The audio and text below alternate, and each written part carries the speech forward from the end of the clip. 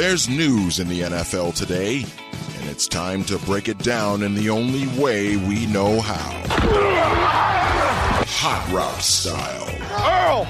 Johnny! With our spin on football headlines with a mix of frozen tundras. Let's be a cold weather team. Neck rolls. Boom! And grass-stained jerseys. The good old-fashioned guts was probably the biggest difference in the game.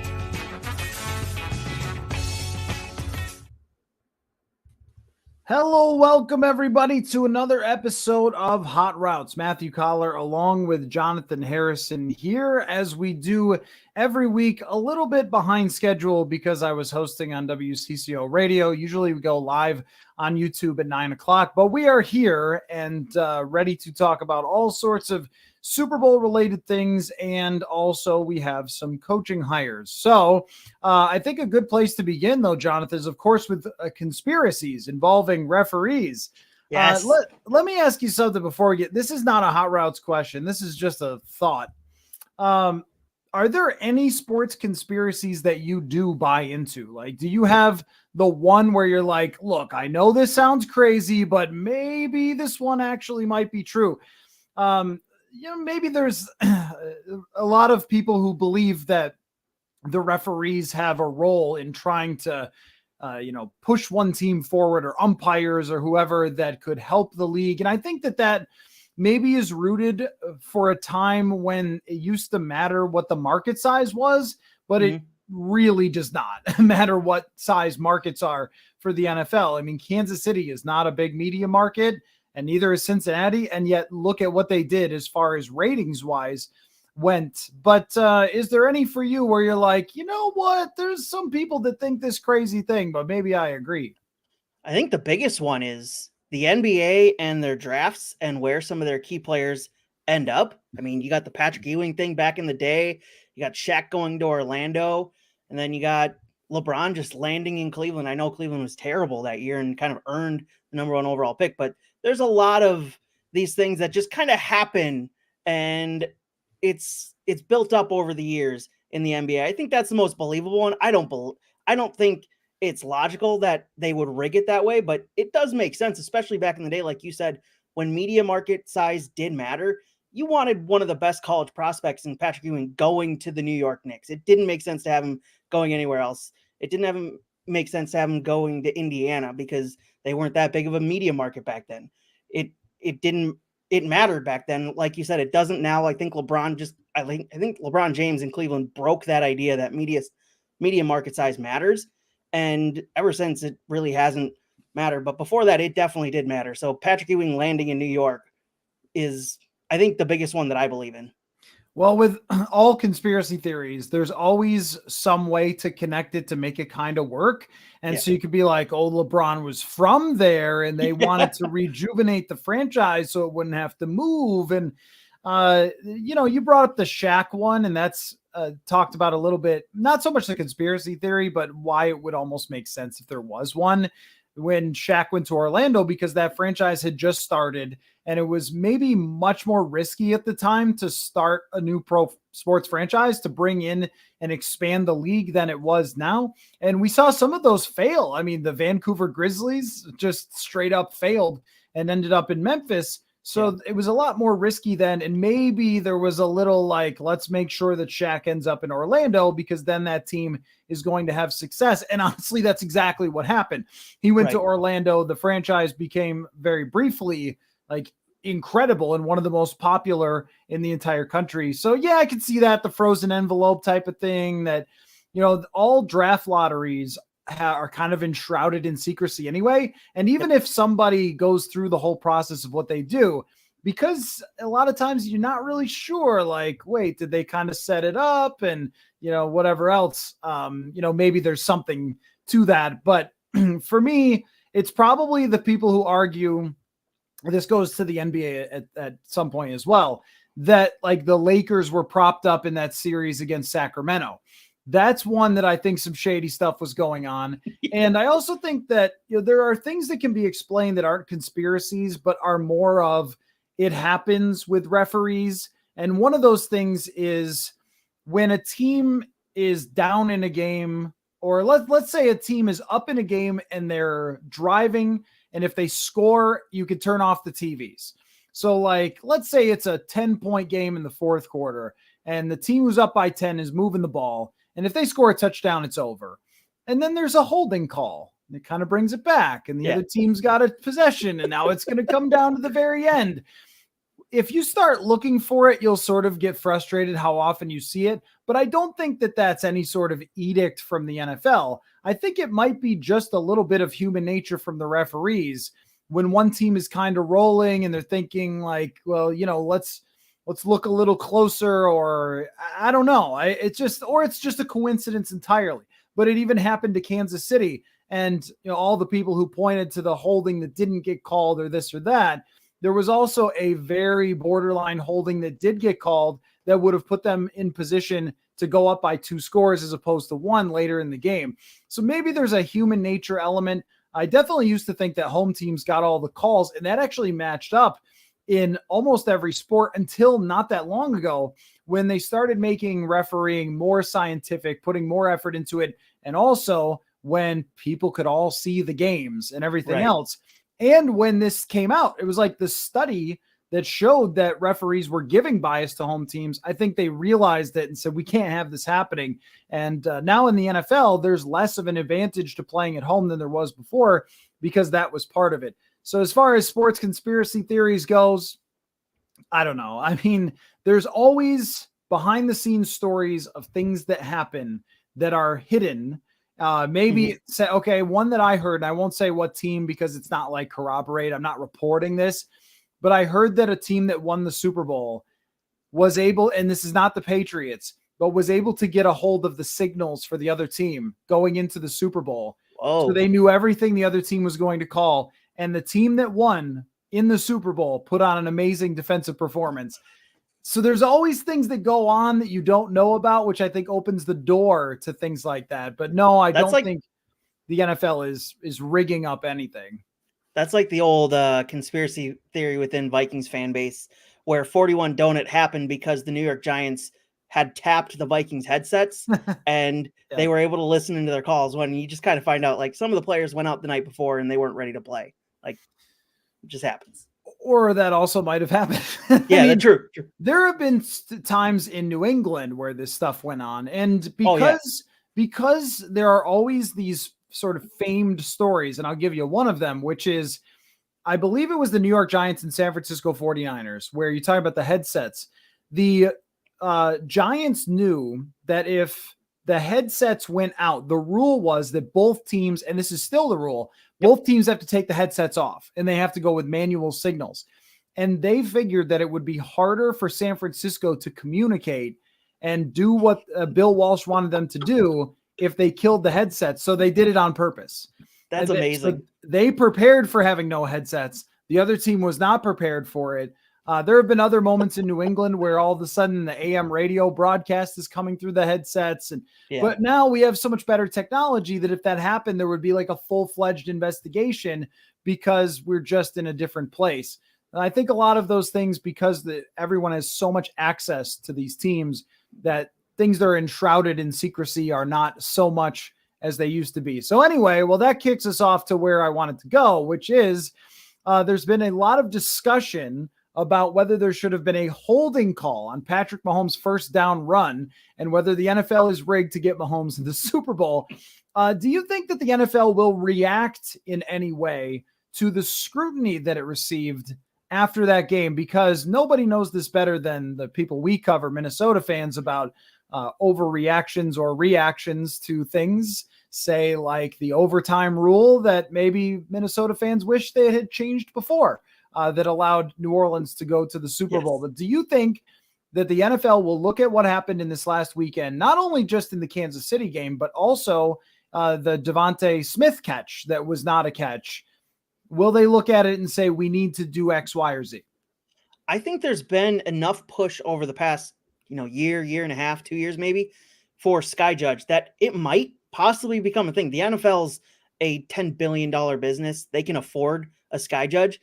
But with something like that happening at such a prominent moment, that it might push them to finally do it and pull the trigger on instituting Sky Judge across the league. It's something that should have been happening for a while because of the amount of money and how little effort it takes from the NFL to actually do it and how much benefit it is to the NFL's product overall, that who knows, this might actually spark it. But I think overall, it's just a classic overreaction of everybody watching the same game at the same time, it being legitimately one of the only sporting events on at that time. And everybody's tweeting about it. Everybody's on social media about it. And everybody's losing their mind about it, that it kind of all just like builds and swells into this moment that we're all talking about it a couple days later. It's kind of overshadowed what was a pretty dang good game. And I think it's just a classic overreaction of just everybody doing and saying the same thing. I think we're just noticing it more because it was the only thing on. So I don't know that they'll do anything in 2 weeks at the Super Bowl, but I think this summer there might be more conversation about Sky Judge being instituted or something else that will help the referees get these calls correct in the moment, just giving them time to think, because we know this game is so fast, these players are so fast, that it's going to take drastic measures to help these referees out, whether it's, instituting Sky Judge or putting more officials on the field to help them out. But there needs to be something done, because these calls in these moments, like that Devontae or that catch in Philadelphia, it shouldn't have happened. We had the technology to see it literally seconds later that it wasn't a catch. And that changed probably the course of that game from the outset. I don't know that Philadelphia keeps going, because the 49ers defense came out of that game really hot. They let up the first drive, sure, but after that, they really held Philadelphia down pretty. They held that offense down pretty well to keep them in the game, despite San Francisco's offense not showing up at all because of a messy quarterback situation. So yeah, moments like that change things. And I think there's going to be more conversation this offseason for Sky Judge or something like that. So I had a conversation with Dean Blandino, who's the Fox Sports rules analyst, about Sky Judge. And what he said is that it is plausible if you had someone who really was focused on only a handful of different things. Mm-hmm. If you just have a Sky Judge watching every single thing, you're probably going to get more flags than anyone wants. I mean, because then you're talking about like, oh, well, there was a hold over there. And referees do this, I know, and I want them to do this. If a if a penalty does not really affect what happened in the play, if it's away from the play or something like that, they're going to most of the time try to swallow the whistle. Because if you'd had every backside of a run that was a hold, way over there, it would just be way too many flags and everyone would hate it. So if you had a Sky Judge looking at the spot of the ball where they could buzz down and just be like, okay, nope, you missed that one. Where they could do it within the flow of the game, which this is the crazy thing about the Devontae Smith catch, is that's actually in the rules that they're allowed to do a quick review, almost like an immediate review. And this has happened a handful of times in like Vikings games that I was covering where they just buzzed down and said, no. But in that case, there should have been the feed also on TV to give them different viewpoints to be able to tell. So that was just a strange instance of something that's actually there in play that they should have been able to deal with. And it was a failure by everybody involved that they were not able to turn that over. And I agree that, of course, Brock Purdy got hurt, so we don't know how the game would have played out. But in that moment, that was a turnover. It wasn't just a catch that led to a touchdown. That was a fourth down catch.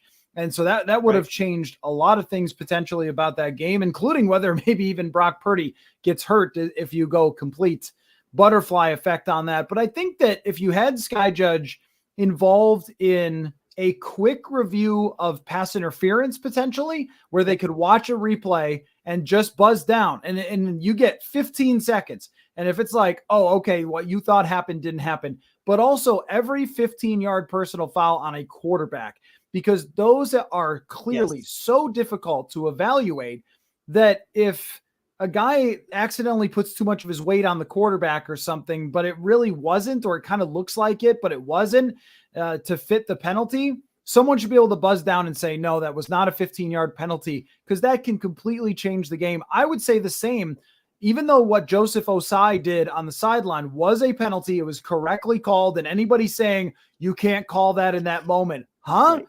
So you want people that already have enough trouble calling the rules to pick and choose when they call them? No, the guy was completely out of bounds and he hammered him. Everybody knows he did the wrong thing. You need to call the game the whole way through, no matter the situation. This isn't like basketball and they decide whether to let him play or not. This is like the rules are pretty clear. But on a play like that, it is bang, bang. I would want the review because if Mahomes was not out of bounds, then you just gave the Super Bowl to the Chiefs on a play where he wasn't out of bounds. And that's something where you could easily just be like, okay, look at the quick replay, all good, go ahead. And we don't have to have huge delays, because I think what nobody wants is more replay, more challenges. And the other thing that agitates me about not having this already implemented is having a good eye for when the refs screwed up is a coaching talent. That's not a coaching talent. And it is for all sports. If you're good at challenges and you win more than you lose, you've done well for yourself. But them getting their jobs wrong is now a skill that you need to have, is to figure out how wrong they got it in real time. And I know someone is up in the booth a lot of times looking at it, which is why it wasn't challenged on the Smith catch, because they wouldn't have seen it. The person who's responsible for telling the head coach to challenge or not, it looked like a catch from all the angles until they came back from break when it was too late. So a lot of people said, Nick Sirianni, what are you doing? But they don't understand that's the process. Is it's someone up in the booth's job to tell the head coach, because he can't see better than you can see in the broadcast, which they can see in the coordinator's booth. So again, and all of that's just ridiculous and unnecessary. Right. I would be totally fine with removing all of that and giving a specific set of things for the sky judge to do and allow them to get it right when it's calls that are generally accepted as being impossible to see in real time. Yeah, it doesn't have to take long. Like you said, give them 15 seconds, and on questionable plays like the catch, like the Devontae Smith catch, have the sky judge just buzz down to the ref on the field and say, hey, hold up the play.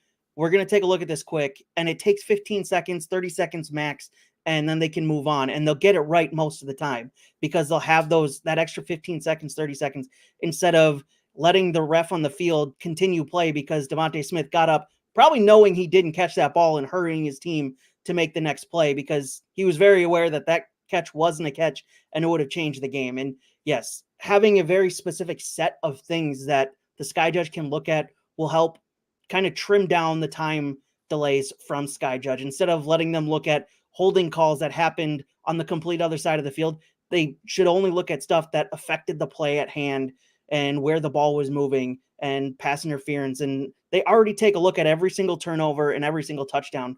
Just add this other stuff in there, and it's not going to affect the game too much. I mean, the game's already going 3.5 hours. I think if someone caught the ball, is pretty easy to figure out, or intercepted it. So we actually save time. If they just call down, which is actually in place already, like save time. Okay, we're not going to waste the coach's time challenging this. Any sort of spot of the ball that's way off. Did someone break the plane of the goal line or not? Shouldn't take any more than a few seconds to figure out most of the time. There's a whole list. And then penalties that are enormous. Like, there aren't that many 15+ yard penalties if we add in pass interference. I think it's very easy to say they have, like you said, 15 seconds to look at a pass interference. And if it was totally wrong as a call and it was a complete mistake, then you just buzz down, say, pick up the flag. And nobody even has to know either. Even if they're worried about, being embarrassed that they got it wrong or being overruled or something, nobody even has to know. They could just say, there is no flag for this. We're picking it up. We're going back about our life. So the answer is right there for the NFL. And I don't like when the NFL overreacts, because then it ends up with the pass interference reviews, which were a disaster. But I think that if they react smartly to this, they have the technology, they have the people, they could make it a little bit better and a little less controversial. But maybe the NFL likes the discussion. I don't know. I wouldn't think that they would. But sometimes in the NFL, things that are negative about the league become just more talking points. So next question for you, Jonathan. A big development in Denver. Despite some reporters claiming for weeks that Sean Payton would in no way possible be the head coach. If you follow Old Takes Exposed, they had a lot of fun with this on Twitter. Rex Ryan said, not in a million years. And it happened days later, which is amazing. So Sean Payton is the head coach of the Broncos. They sent a first-round pick to the Saints to get him. I want you to predict how many years Sean Payton is there and how deep in the playoffs the Broncos go at any point during Sean Payton's tenure as Broncos head coach. I don't think he's going to be there that long because you look at this roster, and by trading for Russell Wilson, it signaled that they wanted to win now. They wasn't a developmental team, and George Payton there has built up this roster over a short amount of time to win now. So it feels like this is a very short run thing because of Russell Wilson's age. I don't see Sean Payton at 59 deciding, I'm going to stick with this for another 10 years and develop another quarterback and get another 10, 12-year run out of a Drew Brees type guy. It just doesn't seem like that's going to be the thing that happens here. So I don't see it as a very long run, maybe 4 or 5 years in Denver, and then the whole thing falls apart. But I mean, we saw it fall apart this year, and this was a team that was supposed to win this year. It's a very, he's going into the toughest division in all of football with the quarterbacks that are there already in Justin Herbert and Patrick Mahomes and whatever Las Vegas decides to do at quarterback, whether it's Tom Brady, Aaron Rodgers, whoever they decide to take there. It's a very tough division, so I don't know that they'll ever win their division. So from there on, they're having to start in the wild card round and try and move into the playoffs, move on through the playoffs from there. So I don't know that they're going to go very far, even though it is Sean Payton and he is an offensive mastermind. It's still Sean Payton dealing with essentially end of the run Drew Brees like he had to do at the end of the run in New Orleans, where he had to game plan the hell out of every single week to game plan around the weaknesses of his quarterback. And he's going to have to do that again. And for a guy who just spent a year in TV, seeing how easy that was at pretty much the same pay, I would imagine, because we know TV's just throwing around money at this point to whoever they can get, any big name coach or player they can get, they'll throw the money at him, especially Fox right now. So he'll know that, man, that was an easy gig compared to what I have to do here. If this isn't going to work out after a couple of years, I'll just bounce back to TV and take a huge paycheck there. So I don't see it going for very long, and I honestly don't see them going very deep in the playoffs. I feel the same way, and I do want to give Sean Payton the benefit of the doubt of being one of the best offensive minds of the last X number of years. And I know he had a great quarterback. Everybody who ranks number one in offense usually does. Yeah. But, you know, the way that they worked around, like you said, the Drew Brees and what was left of him, even at the very, very end where he couldn't throw the ball more than 30 yards. If they wanted to throw a bomb, they had Taysom Hill do it. And he got very creative with his route combinations and with the weapons that they had. Michael Thomas, remember when the criticism was the guy only runs slants, but he also catches 140 passes, like getting him open, using Alvin Kamara the way that they did. We haven't seen the same version of Alvin Kamara since Sean Payton is gone. And, you know, I think that there is a possibility that he gets that team, you know, back and rolling because Nate Hackett was just so far in over his head. At the same time, I don't know if you reverse time, like when it comes to Russell Wilson. Yeah. When somebody's done, are they just done? Like a lot of times they are. Now, Tom Brady had a down year before he went to Tampa Bay, and it was amazing. But Tampa Bay had Chris Godwin and Mike Evans in an incredible offensive line, and Brady was not playing anywhere near as poorly as Russell Wilson. I think it was clear that the Patriots needed a better roster around Brady at that point in his career. In this case, I mean, Wilson was one of the legit worst quarterbacks in the NFL. Here's another part of this as well in terms of the comparisons to Brees and Brady. Russell Wilson, I think, is a borderline, if not Hall of Fame quarterback, probably will be. He's right there, but I mean, you know, either way, he's good. Brees and Brady are the cream of the crop all time. Like these are the absolute best of the best, the highest cut, the 99.9th percentile. And they're also at the top in terms of leadership as well. And Tom Brady basically took over that Tampa Bay franchise and Bruce Arians let him do it. Like, okay, well, it's your offense, buddy. You coach practice, which he did sometimes, according to some of the reporters down there. And that's not Russell Wilson. I mean, Russell Wilson has trouble not having his former teammates even make fun of him on podcasts and things like that. Like Russell Wilson does not have the personality that Drew Brees does. Drew Brees is in command. Whereas Russell Wilson, you know, he was the guy in Seattle and he's a great quarterback and a great story from a third-round pick who was underappreciated coming out of the draft. But he's a different guy now, it seems. It seems that there's a diva element to him and also just an element where he does not connect with people in the same way that those other guys did. And I think that is going to be difficult for him and Sean Payton. And the other point to make too is if Russell Wilson is a pocket quarterback, I don't think that he's anywhere close to Breeze and Brady, who were pocket quarterbacks. Mm-hmm. One of the reasons that they lasted so long is that they didn't have to run to make their bones. I was always so impressed with Randall Cunningham, how he became a pocket quarterback in 98 after running around for his entire career. But most people can't do that. And, Randall Cunningham was also bigger and taller and could see over the line. And I think that opponents really understand if Russell Wilson is not making plays out of structure, he's not Russell Wilson. It's in my mind, it's going to be mediocrity for them. Almost like if you remember when Joe Gibbs came back and coached Washington, just wasn't quite the same. We have seen coaching comebacks work, but even his mentor, Bill Parcells, returned to somewhere. Was it Dallas? Came back to Dallas. Had some good seasons, didn't have some good seasons. It wasn't the same as when he was in New York or New England or, of course, the New York Giants or Jets. He coached both, but it wasn't quite the same. And I wonder if it's not going to be quite the same for Sean Payton, maybe even in the same way that it wasn't for John Gruden when he came back.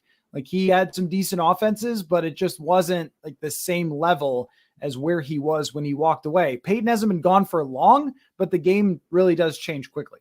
Yeah, there'll be marked improvement over what it was last year because it won't be the dumpster fire under Nathaniel Hackett because Sean Payton's obviously a better leader than Hackett is. So there'll be offensive improvement there. The defense is already pretty decent.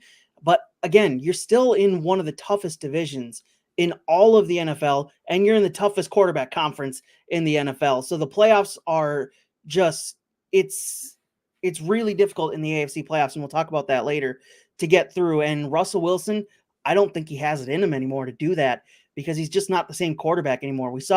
We heard for years how Seattle should have just let Russ cook, and then we saw that happen this year, and we saw why Seattle never let him cook. I just don't see as much of an offensive mind as Sean Payton is.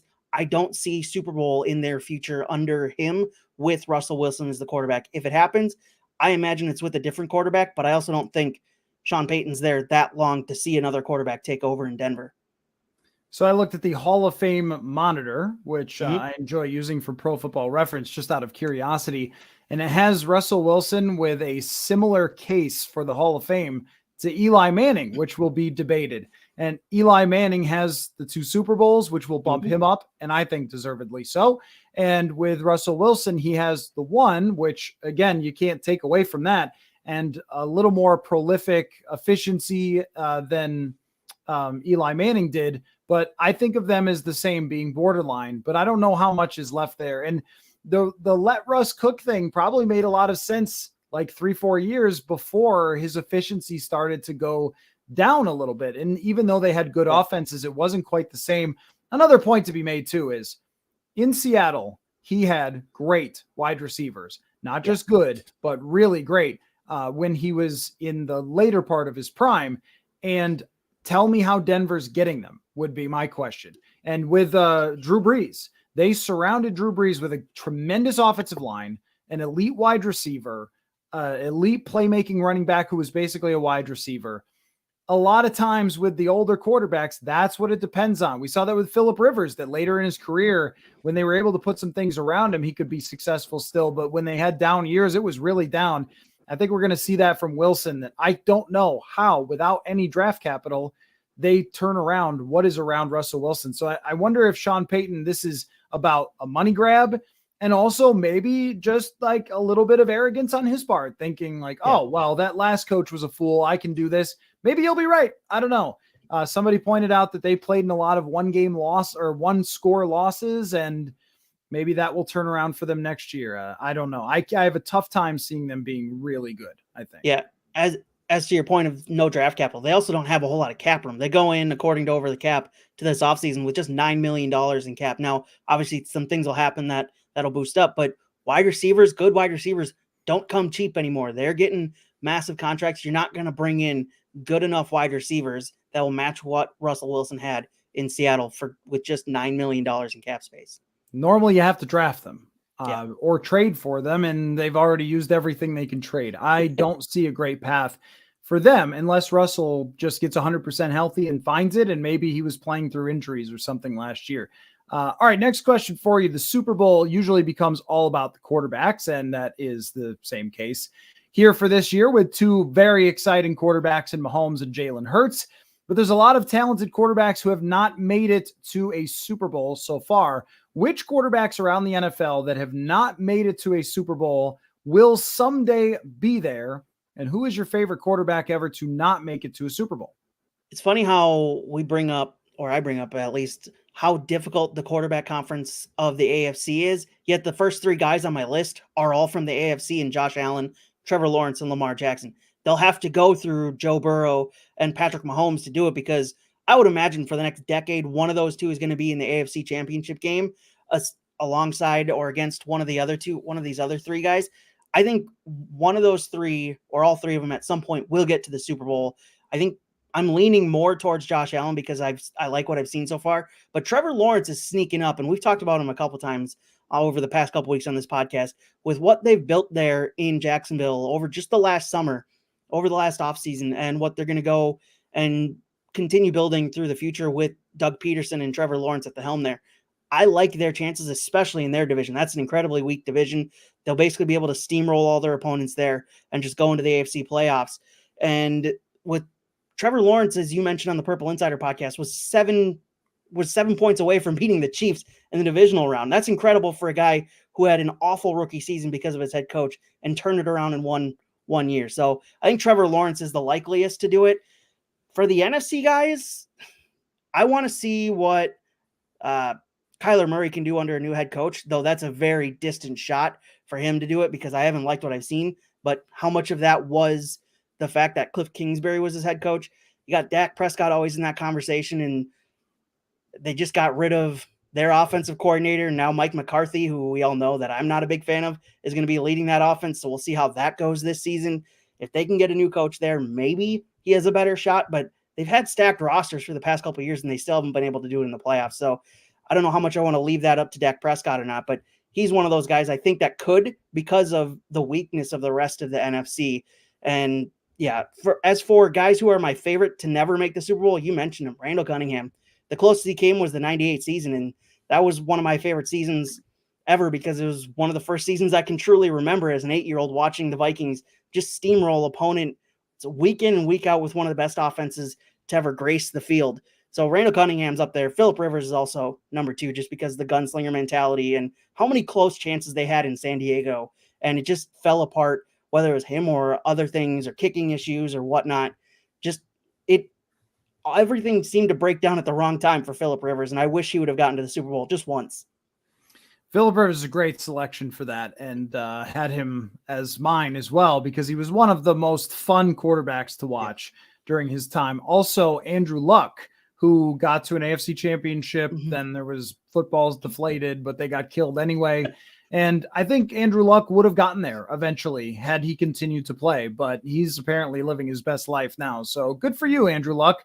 As far as, you name the guys who are kind of the obvious ones that we think will eventually. Lamar Jackson is a difficult one because I think that the landscape, assuming he stays with the Ravens, all of a sudden is going to get much more tricky for them with paying Lamar Jackson. And he sounds like he's taking top dollar or nothing.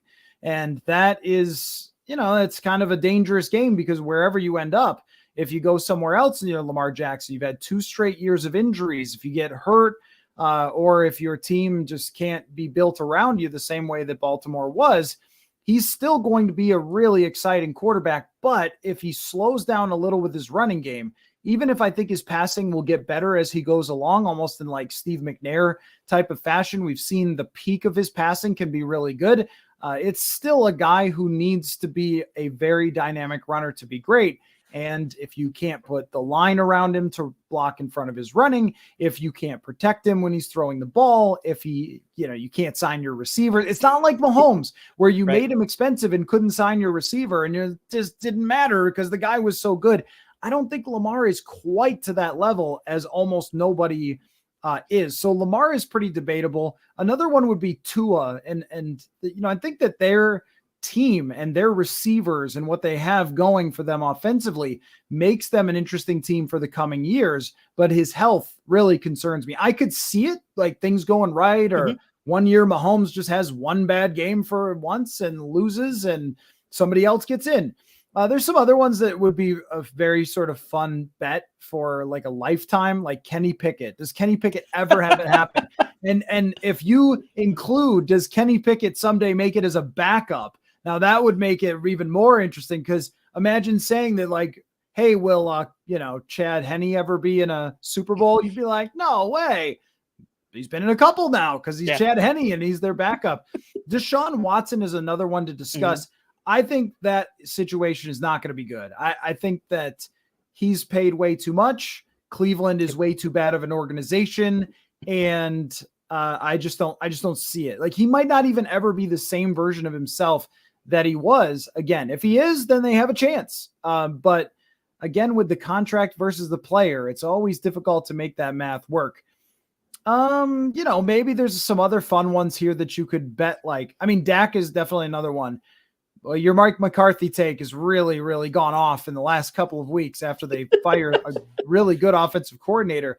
But how about anyone who's drafted in the top 10 as far as quarterbacks this year? Will any of them go to a Super Bowl? I would bet the yes on that, but which one? We have no idea. So like, does that mean, but look at the teams who are going to draft them. Like, does that mean Houston goes to a Super Bowl someday? And that does tie into our other point about Sean Payton. You might rather be DeMeco Ryans in Houston by a lot than you would be Sean Payton in Denver, even though the organizations, as far as how they're run, are quite a bit different. So anyway, well, there's a lot of potentially fun answers to that, but you kind of, as they say in the biz, stole my thunder with a Charger. Am I right? For the best quarterback not to make it. Randall Cunningham is a great pick. I don't know. We didn't mention Justin Herbert, though. I mean, now that he's got Kellen Moore as his offensive coordinator, things could be on the upswing there in Los Angeles. Granted, he still has Patrick Mahomes in his conference, but I mean, he's got a good offensive coordinator that the Cowboys just seem to not want anymore for some reason. So I think he might have a good chance over the next couple of years to develop into a really good quarterback. I know you have your doubts for good reasons, but I think with Kellen Moore at the helm there, who's shown he can do some really good work with offenses, I think there's a better chance now than there was in the past. I agree. Another interesting one might be Justin Fields and whether he ever, not just with his own team, but with another team. And if they choose to build around him, they lead the league in cap space. They've got a lot of draft capital. They're picking number 1 and could trade down and get even more. Do you think that he's good enough? I'm not really sure yet. I mean, I think it's always the third year that really tells us, and we're not there, and his situation is going to be a lot better. So it might be like a Jalen Hurts type thing. And 2 years down the road, we're talking about Chicago as a beast. But really, really interesting. I mean, that would be one to like make a long-term bet with your friends of like which guys will make a Super Bowl that haven't already. Speaking of quarterbacks, Brock Purdy has a torn UCL, which will not end his career or anything, but it will make it pretty tough for him to make it to opening day starting next season, depending on how he handles this UCL injury. What are you thinking about the 49ers at quarterback? Should they just stick with Trey Lance and hold on to him, have Brock Purdy be his backup, and then see where it goes during the season? Should they get Tom Brady? And how about you start there with the Tom Brady part? How many games do they win next year if Tom Brady's their quarterback? Well, they already won 13 this year, and they didn't have the best of quarterback play. So clearly they've shown that you don't need the all-world Tom Brady version to show up. You just need a game manager. And I think at he's at 47 next season, that's all you really need with the defense that they have. I don't think they're going to win. If they get Tom Brady, I don't think they're winning 13 games, but they've got some incredible offensive weapons around him. Kyle Shanahan's a great offensive play caller. Tom Brady will be able to, handle and manage the big game situations better than any quarterback that Shanahan's had in his career as the head coach. So I think they get up there double-digit wins. I'm not going to say 13, maybe 11, maybe 10, 11 wins, but that's probably enough in that conference anyways next year to win it and get into the playoffs and go on a run in the NFC. I think they've got a chance. If they get Tom Brady, they got a good chance of getting to the NFC Championship game again and maybe having a better result than they had this last weekend. But I think I think that's a good chance. If they get Tom Brady, they can get back to the NFC Championship game again, at least. Maybe this is a hot take, and normally I say I'll never bet against Brady. Yeah. But you're saying he's cooked? I think they win like 9 games. I just don't think that Tom Brady has a whole lot left. And I don't want to blame it on what was around him in Tampa Bay. It's so funny about Byron Leftwich, where he's a genius and then an idiot once Tom Brady stops being able to play. Like, I don't think that either one of those is true. It's probably just a fine offensive coordinator who can't, rub magic on Tom Brady and make him go back 5 years. He was not throwing the ball very well. It didn't seem like he was seeing things like he used to. And that's Tom Brady's best trait, is being able to read defenses and make quick reads and things like that. And all of us, no matter who you are or what you have done to your body that may be legal or illegal, none of us have the same eyes and the same brain as we did as far as quickly reacting to things and stuff like that at 47 that we do at even probably mid-30s. Like, time comes for everybody. I think that they would be disappointed actually in their results because one of Brock Purdy's best traits was getting rid of the ball quickly, making those reads, and just finding the guy who's flashing open for an eye blink of a second. I don't think it's a great idea to go get Brady, because if he ends up looking like Peyton Manning playing for Denver at the end, I know they won the Super Bowl, and defenses are no guarantee. Like, their defense has a lot of talent, but DeMeco Ryans is gone and it could get harder. First place schedule. Like, I just don't see it as a great idea. I do see it as a possibility that they freak out, that they panic and they like do that. I think staying the course is actually the best way for that organization to handle it, because if Trey Lance is good and things are harder for you and he wins like 10 games, well, that's fine. Like, that means you're going in the right direction. And that means that you could be on, a Josh Allen like path with him where he develops. I just think that, like, don't bail on that thing. Like, unless you hate the guy behind the scenes, don't bail on that yet. Because he's had time to get a little bit of playing. He hasn't played a lot. He's had time to understand the NFL, how it works, how the offense works, and everything else over a couple of years. And if it does click, you're going to have one of the best quarterbacks in the league on a rookie contract. And if it doesn't, you have another guy whose elbow will get repaired just like all starting pitchers do, and he'll come back because science is great, and it'll be fine. I think that's a much better plan, but I also could totally see them losing their minds, getting Tom Brady, putting Brock Purdy as the backup. And then when they're a 500 team, we're talking about, like, should they bench Brady for Brock Purdy? If this happens, I want you to pull this audio/video and we will play it every day if this scenario plays out. But I just think that we overestimate, like, when things that are hyped up happen, we overestimate them of like what's going to actually go down in the league. And I feel like this has always happened in football. A team, remember the Philadelphia, like, dream team, they put together the great players, and then it was just like immediately disappointing. This happens where teams base where they're at on last season, but a lot changes from year to year. So I don't like that idea for San Francisco at all. Yeah, I'm not the biggest fan of it because what we saw from Brady wasn't that great, but I think that defense does give them a lot of leeway as to what to do. And I think it provides them the space to not panic. And whether that happens or not is beyond all of us, because we saw how they moved so quickly and efficiently to get Jimmy Garoppolo back in the day, and they gave up a little bit of picks, or a couple picks, to get him at the time. So they have a tendency to make these moves that do help them, but also it's Tom Brady at 47. Who knows how that's going to play out? I like the idea of just staying where they're at, staying with the guys they have, and seeing if Brock Purdy or Trey Lance can do it in San Francisco, because that defense is so good. Yes, you're losing your defensive coordinator, but the pieces in that defense are so good. They play so physical. They play so well. I don't know that they can't keep doing that. Yes, defense is one of the more variable things in the NFL, that it doesn't really translate. It's not always translatable from year to year. So it may drop off, but they've got a good enough defense over the past couple of years that they should feel confident in sticking with what they have. And they don't need to go out and get a Tom Brady or get an Aaron Rodgers to, get them over that hump. I think they're good with what they've got right now.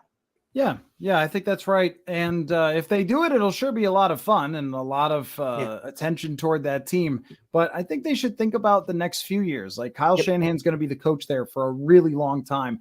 Think about the 5-year plan as opposed to just the 1 year desperately searching for a Super Bowl. And it might actually work out better for you because otherwise you've probably lost everybody. You've lost the other 2 quarterbacks if you go out and get Brady. All right, so we'll wrap up with this. An article from CBS ranks the 12 losing playoff teams and their chances at the Super Bowl next year. Now, their rankings, just to start at the top, Bengals, as far as the chance to go to the Super Bowl next season. Bengals are number 1, Bills are number 2, Jaguars 3, Vikings are number 4, which to me is pretty shocking for them in a place to be, ahead of the 49ers, ahead of the Ravens. I mean, I can't see it with the Giants, but here's the one for me, Jonathan, that I think is ill-placed is the Chargers. So they hire Kellen Moore. I think he's the right offensive coordinator. This team also had a lot of injuries last year, and they had a 27-point lead over the Jaguars. I think the Jags are a good pick in the AFC, but I might move the Chargers up to equal odds, and I might even, here you go, this Hot Routes. This is not for cold takes. This is not for just being like routine and hitting it down the middle. This is for going for broke. I think the Chargers have a better chance to win the Super Bowl next year than the Bills because the Bills already saw their roster start to deteriorate, and it's going to happen even more with the contracts that they gave out. Like, go look at Von Miller's contract. Go look at all the cap space that's dedicated to a handful of players, and we've kind of seen that movie before. The Chargers might have just been a year too early on the hype, and now with an offensive coordinator who's a little more wise to the year 2023, I think that they are dangerous. And the team that just can't be low enough, although it really depends on what they do, the Buccaneers, I just cannot see. I mean, their franchise is not in a great spot. And this also has the Cowboys at 11th, which I know probably gets you excited. I think that's too low. Like, I know Kellen Moore was good at his job. I know. I think I don't think it should. I think the Cowboys should be higher than the Vikings because all that talent is coming back. Dak Prescott, while Tony Pollard got hurt, that's tough for him, and he's a free agent. But their offensive line's still going to be good. And their defense, Micah Parsons is going nowhere. They have some young-ish players on defense. Dan Quinn is going to return. I mean, I think that if we're talking about Vikings versus Cowboys, it's probably either or. But, I mean, I think that the Vikings are in a reset type of mode, whereas Dallas is probably going to take another swing at it next year. But other than that, your thoughts on the list? Yeah, Vikings at 4 is incredibly high, though they are in the NFC, the weaker of the 2 conferences. So I'll give the writer that, but Vikings at 4 is way too high for what they're going to have to do this offseason to build and rebuild, essentially. As you said, they're in reset mode, essentially, especially on the defensive side of the ball. I think the Cowboys are around the area that I would expect them to be with Mike McCarthy as their head coach. That's not really a hot take anymore from me anyways, because of how hot my hatred is for that guy and the roster they have. Yes, I agree with you on the roster. They have an incredible roster that's all returning that should be higher. But now that you got rid of Kellen Moore, now that you got rid of the reason why that offense was pretty good and the play calls that they had on offense generally worked out, except for that last play in San Francisco. What the hell was going on there? And the last play this year as well, which I think, I mean, did that get him fired? Like, that would be funny if like a meaningless last play that was never going to work actually was the thing that got him fired. It'd be embarrassing for Mike McCarthy to use that as the reason why he got fired instead of, looking at the whole scope of the entire season and how they handled everything that happened, losing Dak Prescott and still managing to keep pace with the Eagles throughout the season. I think they deserve to be lower than they normally would with the roster they have because of what they've done there with their coaching staff, getting rid of Kellen Moore. I think the Chargers definitely deserve to be up there. I like the Jaguars up at 3, maybe even at 2 because of the roster they have. And as the writer points out, they're getting Calvin Ridley next season, who's coming back from his year-long suspension. So their wide receiver core is only going to get better. I love that roster that they've put together in Jacksonville and the coaching staff and Trevor Lawrence, as we said numerous times over the past couple weeks.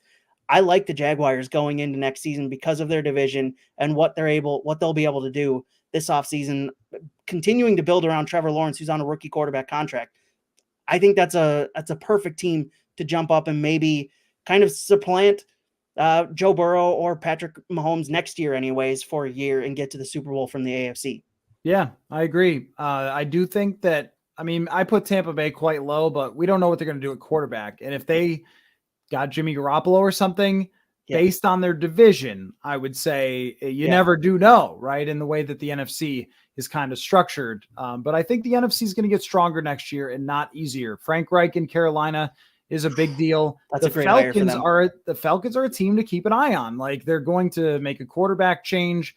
They also have money to put into their roster because they did the reset. And the team that I think is in one of the most difficult spots, maybe for next year, but not long-term, is Seattle, because Geno Smith played well enough to earn a $30 million contract. It's like, they shouldn't pay him probably, but now they set an expectation, and that's a weird place to be, but they could still draft someone with plans to move on after that. But I don't see them as a Super Bowl contender until they have a different quarterback there. Geno's a great story, played really well, but he's not somebody who's going to play 17 good games for you. Great stuff, Jonathan. We are 1 week away from the Super Bowl, essentially week and a half. And I'm excited. We'll do a preview of the Super Bowl, all Super Bowl questions next week, unless something crazy happens, which it might, but mostly all Super Bowl questions for next week for Hot Routes. If you're watching for the first time on YouTube, I do the Purple Insider podcast every day. So make sure you go check that out if you found us because you're a Vikings fan. And we do each week with Hot Routes. So if you missed any episodes, you could go back and listen to them, or make sure you're here around 9 o'clock on Tuesdays. Tonight got set back a little bit, but usually that's where we're at, is about 9 o'clock every Tuesday. So thanks, Jonathan. Thanks everybody for watching / listening, and we will catch y'all later.